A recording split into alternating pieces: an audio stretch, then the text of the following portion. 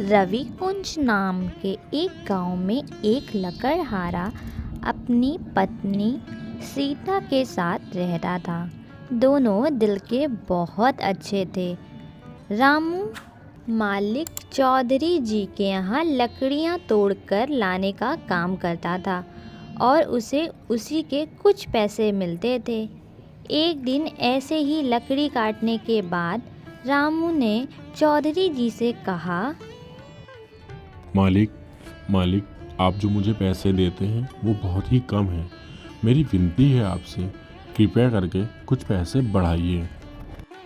ये क्या कह रहे हो? मेरे वहाँ तो सभी को एक समान पैसे दिए जाते हैं।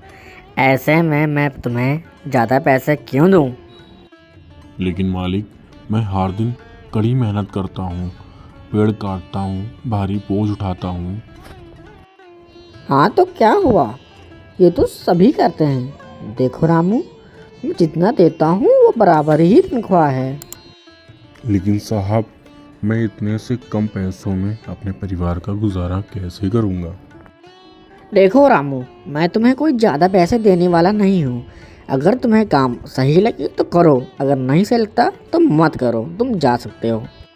रामू के विनती करने के बाद भी चौधरी जी नहीं माने।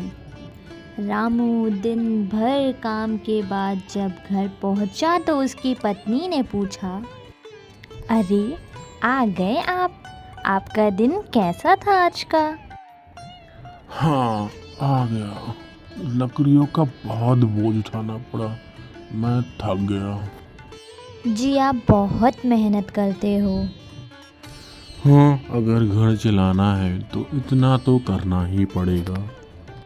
अगर आप कहो तो मैं भी आपके साथ काम पर चलूं, आपकी थोड़ी सी मदद हो जाएगी। अरे नहीं नहीं नहीं, तुम घर संभालती हो वही मेरे लिए बहुत है। तुम घर संभालो, मैं बाहर संभालता हूँ, तुम चिंता ना करो। ऐसे ही खाना खाकर दोनों रात में सो गए और अगले दिन रामू रोज़ाना की तरह अपने काम पर चला गया। लकड़ी काटने के कुछ देर के बाद एक ज़रूरतमंद बूढ़े इंसान राम जी ने उसे आवाज़ लगाई, अरे सुनो सुनो तो बेटा, क्या पास में कोई खाने की दुकान है? मैंने 2 दिन से खाना नहीं खाया। जी बाबा, दुकान तो है लेकिन बहुत दूर है, आपको बहुत दूर तक चल के ही जाना होगा। हाँ, कोई बात नहीं बेटा, कोई बात नहीं। मुझे बहुत तेज भूख लगी है, मुझे वहाँ तक चल के ही जाना होगा। कोई बात नहीं बेटा। बाबा, अगर आप बुरा ना मानो तो एक बात बोलूं, आप मेरा खाना खा लो चाहो तो। अरे नहीं नहीं, मुझे तुम्हारा खाना नहीं खाना है। मुझे तुम्हें और परेशान नहीं करना है बेटा। अरे नहीं नहीं बाबा, मुझे कोई भी परेशानी नहीं है। आइए चलिए हम दोनों साथ में खाना खाते हैं, मुझे तो कोई परेशानी नहीं बाबा, चलिए आइए। दोनों ने साथ में खाना खाया और राम जी वहाँ से चले गए और फिर रामू भी अपना सारा काम निपटाकर अपने घर वापस लौट गया। अरे जी, आपको क्या हुआ? आप काफ़ी परेशान लग रहे हैं, बताइए मुझे। नहीं नहीं, ऐसा नहीं चलेगा। रोज़ रोज़ लकड़ी काटना और ऊपर से पैसे भी इतने कम मिलना, ऐसे तो गुजारा नहीं होगा। हमें कुछ और करना होगा। अगर ऊपर से हमें बच्चा हो गया तो हम क्या करेंगे? कैसे करेंगे गुजारा? कैसे करेंगे उसका पालन पोषण? आप सही कह रहे हैं। अगर हम खुद का कुछ करें, मतलब कि जैसे आप लकड़ी काट रहे हैं तो आप खुद ही जाकर बाज़ार में लकड़ियां बेच दें, इससे हमें ज़्यादा पैसे मिलेंगे। तुम्हारी बात बिल्कुल सही है, लेकिन इतनी सी लकड़ियाँ, इससे कुछ नहीं होगा। शहर में इन्हें कोई नहीं खरीदेगा। हमें ट्रक भर के लकड़ियाँ ले जानी होगी, तभी उसमें से कोई खरीदेगा। और इतनी लकड़ियाँ इकट्ठा करते करते 2-3 महीने तो लग ही जाएंगे। तब तक हम अपना दिन का गुजारा कैसे करेंगे? कैसी जिंदगी है हमारी, हम कुछ नहीं कर पा रहे हैं। हे भगवान, अब आप ही कुछ रास्ता दिखाइए।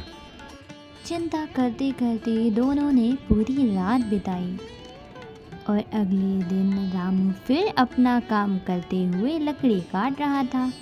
तभी राम जी फिर से एक बार उसके पास आकर बोले, बेटा, कल तुमने तो मेरी मदद की खाना खिला के, लेकिन बेटा क्या तुम मुझे बता सकती हो कि वह दुकान कहाँ पे है और कितनी दूर है, ताकि मैं आज वहाँ जाके खाना खा सकूं? लेकिन बाबा, आपको इतनी दूर क्यों जाना है? वह दुकान बहुत दूर है, आप जाते जाते थक जाओगे। बाबा, अगर बुरा ना मानो तो क्यों ना हम एक साथ ही खाना खा लें? आज भी आप हमारे साथ खाना खा लें तो क्या होगा? हाँ, लेकिन बेटा तुमने तो मुझे कल ही खाना खिला दिया। मैं तुम्हें दोबारा परेशान नहीं करना चाहता हूँ बेटा। बिल्कुल परेशानी नहीं है बाबा, ये आप कैसी बात कर रहे हैं? कोई परेशानी नहीं है। चलिए आइए साथ में खाना खाते हैं। दोनों खाना खाने बैठ गए, लेकिन राम जी ने देखा कि रामू का खाना खाने पर बिल्कुल भी ध्यान नहीं है। रामू को परेशान देख राम जी ने पूछा, बेटा तुम बहुत परेशान लग रहे हो, कोई समस्या है क्या? अगर कोई समस्या हो तो मुझे बताओ। नहीं नहीं बाबा जी, ऐसा कुछ नहीं है।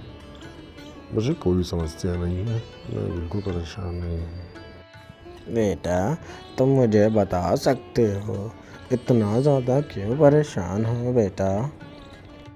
बाबा जी, मैं लकड़ियाँ काटने का काम करता हूँ, लेकिन मुझे एक ट्रक भर की लकड़ियाँ चाहिए और इतनी लकड़ियाँ कहाँ से काटूँ बाबा जी? और उसके लिए ट्रक भी चाहिए मुझे, जिससे मैं शहर जाकर लकड़ियाँ बेच सकूँ। लेकिन बाबा जी, मैं एक अपने सेठ के लिए काम करता हूँ। अगर बाबा जी मैं उस सेठ के लिए काम ना करूँ तो मेरा रोज़ का गुजारा कैसे होगा बाबा जी? और मैं चाहता था कि ट्रक कहीं से मिल जाए तो मैं लकड़ियाँ काट के शहर में ही लकड़ियाँ बेच दूँ। इतनी सी बात के लिए बेटा परेशान थे? अच्छा, रुको रुको, ये लो मटकी। अब तुम इससे जितना भी खाना मांगना चाहो मांग सकते हो और ये तुम्हें खाना दे देगा। बाबा, आप सच कह रहे हैं? ये मटकी हमें खाना देगी? क्या ऐसा हो सकता है? लेकिन बेटा एक शर्त है, एक बात का तुम्हें ध्यान रखना होगा। शर्त? कैसी शर्त बाबा? ऐसी क्या बात है जिसका मुझे ध्यान रखना होगा? तुम जो भी इस मटकी से मांगोगे तुम्हें उसे सब खाना पड़ेगा, क्योंकि बेटा खाना बर्बाद नहीं करना है। जितना भी इस मटकी से तुम मांगोगे उतना तुम्हें सब खाना पड़ेगा। ज़रूर बाबा जी, क्यों नहीं, मैं इस बात का पूरा ध्यान रखूँगा, आप फिक्र मत करें। राम जी वहाँ से चले जाते हैं और रामू भी अपना काम निपटा कर रात में घर आ जाता है। सीता, सीता, अरे सीता, कहाँ हो? अरे सुनो तो सही। अरे क्या हुआ, क्यों इतना शोर कर रहे हैं आप? आज मुझे बहुत कमाल की चीज़ मिली है, ये देखो मटकी। मटकी? भला इस मटकी में कौन सी कमाल की बात है? सीता, हम इस मटकी से जो खाना मांगेंगे ये हमें देगी। और हाँ, अब हमें साहब के घर लकड़ियाँ काटने भी नहीं जाना पड़ेगा और हम अपनी लकड़ियाँ डायरेक्ट बाज़ार में बेच सकते हैं इससे। ये हमें खाना दे देगी तो हमें खाना की कोई कमी होगी ही नहीं। क्या सच? सच में ये हमें खाना देगी? ज़रा मांग के तो देखो। नहीं नहीं, अभी नहीं खाना मांगेंगे। जब हम अपने रात के समय भोजन के टाइम ही उससे खाना मांगेंगे। याद रहे एक बात, हमें इसका खाना बर्बाद नहीं करना है। जैसे ही रात होती है दोनों मटकी को सामने रखकर खाना खाने बैठते हैं। तो हमें अब क्या मांगना चाहिए? हम इस मटकी से वही मांगेंगे जो हम रोज खाते हैं, दाल चावल ही मांगेंगे हम इससे। आप सही कह रहे हैं। रुकिए, मैं इस मटकी से खाना मांगती हूँ। मटकी मटकी, हम दोनों के लिए रोटी और दाल दो। उसके इतना कहते ही अचानक से मटकी में रोटी और दाल आ जाती है। दोनों खाना खा के खुशी खुशी सो जाते हैं। अगले दिन रामू लकड़ी काटने के लिए निकल जाता है। हालांकि उस दिन उसे राम जी नहीं मिलते हैं।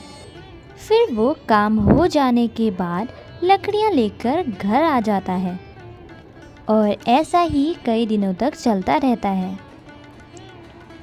एक दिन चौधरी जी दूसरे लकड़हारे निर्मल से बात करते हैं और उससे पूछते हैं, अरे निर्मल, रामू कई दिनों से काम पे नहीं आया, क्या उसकी तबीयत ठीक नहीं है क्या? नहीं साहब, वो तो बिल्कुल ठीक है। मैंने तो कल ही उसे लकड़ी काटते हुए देखा था। क्या? वो लकड़ी तोड़ के लेकिन कर क्या रहा होगा? काम नहीं कर रहा है अगर, तो वह खाना कहाँ से लाता होगा? मुझे नहीं पता कि रामू ये कैसे कर रहा है, लेकिन ऐसा लगता है कि उसके दिमाग में कुछ चल रहा है। आखिर चल क्या रहा है? रामू काम पे भी नहीं आ रहा है और अकेले ही लकड़ियाँ तोड़ रहा है। चलो मालिक, मैं चलता हूँ, मेरे पास अभी और काम बाकी है। इतना कह के निर्मल वहाँ से चला गया और चौधरी जी रामू के बारे में सोच रहे होते हैं। मन ही मन वो कहते हैं, मुझे उसके घर जाके देखना होगा, आखिर वो कर क्या रहा है आजकल। उसी रात चौधरी जी रामू के घर के बाहर खड़े रहकर घर के अंदर खिड़की से झांकते हैं। उन्होंने देखा कि रामू और उसकी पत्नी मटकी से खाना मांग रहे हैं और वो मटकी उन्हें खाना दे भी रही है। इसे देखकर चौधरी जी आश्चर्यचकित रह गए। वाह वाह रामू, तेरे हाथ तो खजाना लग गया है। चल मैं भी देखता हूँ तू अब इस मटकी के सहारे कितने दिन तक रहता है। चौधरी जी मन ही मन कुछ सोच के वहाँ से चले गए। अगली सुबह हर रोज के जैसे रामू लकड़ी काटने के लिए निकल गया और सीता भी अपने काम से गांव की किसी दुकान में चली गई। अवसर का लाभ उठाते हुए चौधरी जी रामू के घर के अंदर जाके वो जादुई मटकी चुरा ली और वो वहाँ से भाग गए। घर आने के बाद चौधरी जी उस मटकी को देखकर बोले, आखिरकार मटकी मैंने तुझे पा ही लिया। ठीक है, अब तो मुझे कोई काम करने की ज़रूरत ही नहीं है। मुझे अगर जो भी चाहिए मैं तुझसे ही मांग लूँगा। मटकी मटकी, चल मुझे मटकी भर के सोना निकाल। जैसे ही चौधरी जी ने ये कहा वे मटकी सोने से भर गई। इतना सारा सोना देखकर चौधरी जी की तो खुशी का ठिकाना ही नहीं रहा, पर उन्होंने उस मटकी को छिपा दिया। उसी रात रामू घर आया तो गीता ने परेशान होते हुए उससे पूछा, जी आपने वो मटकी कहीं रख दी है क्या? मैंने तो सारा घर ढूंढ लिया लेकिन मुझे वो मटकी कहीं नहीं मिली। क्या?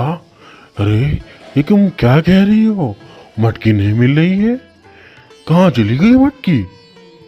पता नहीं जी, मुझे मटकी नहीं मिल रही है, पूरा घर देख लिया। अरे क्या? अरे ऐसा कैसे हो सकता है? बिना मटकी के अब हम क्या करेंगे? ऐसा कैसे हो सकता है? अभी तो बहुत सारा काम बाकी है, बहुत सारी लकड़ियाँ इकट्ठी करनी है। अब बिना मटकी के हम खाना कैसे खाएंगे? हे भगवान, ये क्या हो रहा है हमारे साथ? अब हम क्या करेंगे? हे भगवान, अब हम क्या करेंगे? अब तो बिना मटकी के खाना भी नहीं मिलेगा और आगे कैसे काम करेंगे? अभी तो बहुत सारा काम बाकी है भगवान। लेकिन दूसरी ओर चौधरी जी के पूरे शरीर पे अजीब सी कालापन छा गया था। ये क्या? अरे ये क्या हो रहा है मेरे साथ? ये मेरे शरीर पे काले धब्बे क्यों पड़ रहे हैं? ऐसा तो मेरे साथ कभी नहीं हुआ। क्या ये वो मटकी की वजह से हो रहा है? हाँ, लगता तो है। क्या मुझे ये मटकी रामू को वापस कर देनी चाहिए? लेकिन कैसे? मैं फिर कैसे अमीर कैसे बनूंगा अगर मैं रामू को मटकी वापस कर दूंगा तो? फिर चौधरी जी वो मटकी लेकर रामू के घर जाते हैं और रामू को सारी बातें बता देते हैं। साहब जी, आपने मटकी से क्या मांगा था? मैंने सोना मांगा था मटकी से यार। साहब जी, आपने तो बहुत बड़ी गलती कर दी। आप जो भी इस मटकी से मांगते हो वो आपको सब खाना पड़ेगा। क्या? लेकिन ऐसा कैसे हो सकता है? आखिर मिल गई तुम्हें तुम्हारे किए की सजा। लालची हो ना तुम तो मटकी लौटा रहे हो, लेकिन वो सोना तुमने अभी तक अपने घर पे रखा है। जाओ वो सोना यहाँ लेके आओ और उसे अभी खाओ। बाबा, लेकिन मैं सोना कैसे खा सकता हूँ? कोई सोना कैसे खा सकता है बाबा? मुझसे गलती हो गई बाबा, कृपया मुझे माफ़ कर दीजिए। कोई सोना भला कैसे खा सकता है? तुमने तो लोगों का शोषण किया है। तुम लोगों से रोज़ बहुत मेहनत करवाते हो और उनकी मेहनत का उनको पैसा भी नहीं देते हो, और अब तुम्हें सज़ा मिल रही है तो तुम माफ़ी मांग रहे हो। अब अपनी गलती तुम ही भुगतो। बाबा, कृपया करके मुझे माफ़ कर दीजिए। मैंने लोगों के साथ बहुत गलत किया। मैं अपने गलतियों का पश्चाताप करना चाहता हूँ। कृपया मुझे माफ़ कर दीजिए बाबा। रामू, अब तुम्हें पैसों की ज़रूरत है ना? तुम्हें पैसों की चिंता करने की कोई ज़रूरत नहीं। मैं तुम्हें ट्रक चाहिए ना, मैं तुम्हें ट्रक दूंगा व्यापार के लिए और उससे तुम पैसे कमाना। अब मैं लोगों के साथ कोई भेदभाव नहीं करूँगा बाबा। कृपया करके मुझे माफ़ कर दीजिए। आखिरकार चौधरी जी को भी अपनी गलती समझ आई और बाबा जी ने भी उन्हें माफ़ कर दिया। और इसीलिए प्यारे दोस्तों, हमेशा याद रखिए कि लालच के गंभीर परिणाम हो सकते हैं, लेकिन अपनी गलतियों को स्वीकार करने, क्षमा मांगने और सुधारने में ही सबकी भलाई होती है। अपनी गलतियों को कभी भी ना करें। तो दोस्तों, अगर ये कहानी आपको अच्छी लगी हो तो हमारा चैनल सब्सक्राइब करना ना भूलें। आपका एक सब्सक्राइब हमारे लिए बहुत महत्वपूर्ण है। धन्यवाद।